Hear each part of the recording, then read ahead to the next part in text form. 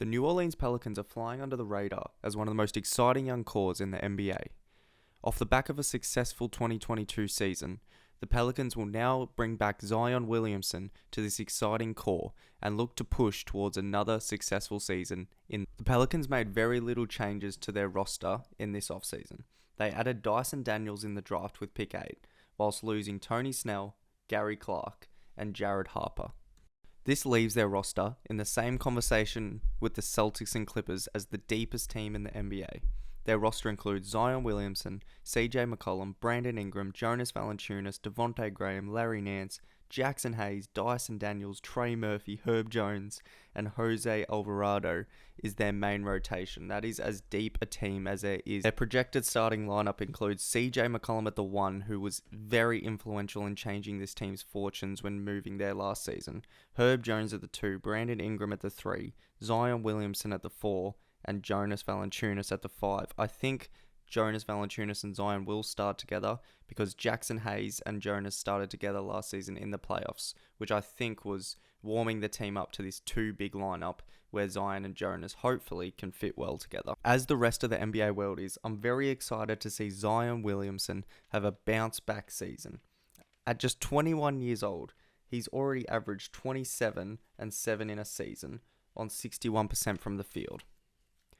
Whilst he won't play that same point forward role he played two seasons ago, he will likely be an all-star. The question with Zion Williamson that I have is, will his defensive impact that he had in college translate to the NBA? In college, he averaged 2.1 steals and 1.8 blocks per game. If he can bring this defensive impact to the NBA, he could be one of the best players in the league in this coming season. His partner in crime, Brandon Ingram, took a massive leap in the playoffs last year. After being the most improved player and an all-star in 2020, BI had stagnated a little bit as he struggled to fit in as the number 2 behind Zion. However, in the playoffs last year against the Suns, BI averaged 27, 6 and 6 on 47, 40 and 83 from the field. That is a superstar caliber numbers, and it was in the playoffs. I question how he fits with Zion. In the past, in 2020, we saw his form dip after the All-Star break and Zion's debut. And then under Stan Van Gundy and Zion's peak season, BI really wasn't put in a position to succeed with Zion playing his point forward role.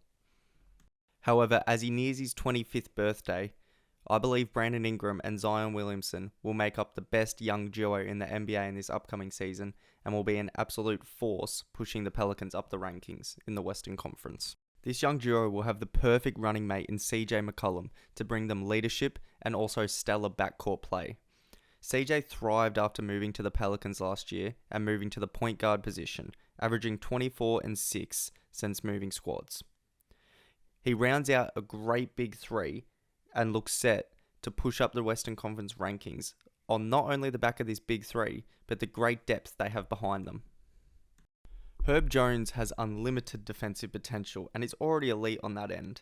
He only shot 33% from 3 during the regular season last year, but he did shoot 41% in the playoffs against the Suns. His 3-point shot could be the difference between success and mediocrity for this team.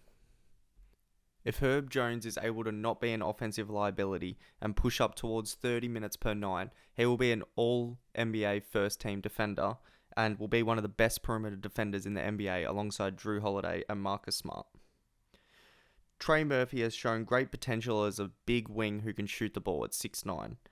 He's still very raw, but I think he does have a great future in this league, whilst Larry Nance Jr.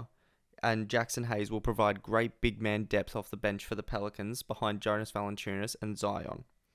Devontae Graham can also have his nights, however, he is inconsistent and will just be a 1 in every 5 games player. The Pelicans are a great breakout target in the West, however, it will be tough in this loaded conference. I believe they have great variety in what results they could see this year. I could see them finishing as high as the 5th seed if everything goes to plan and Zion, CJ and BI fit well together. However, I could also see them finish as low as the 10th seed due to struggles with health and people fitting together. I see a similar season to how the Cavs went last year, in which they will break out and be one of the most exciting young cores in the NBA.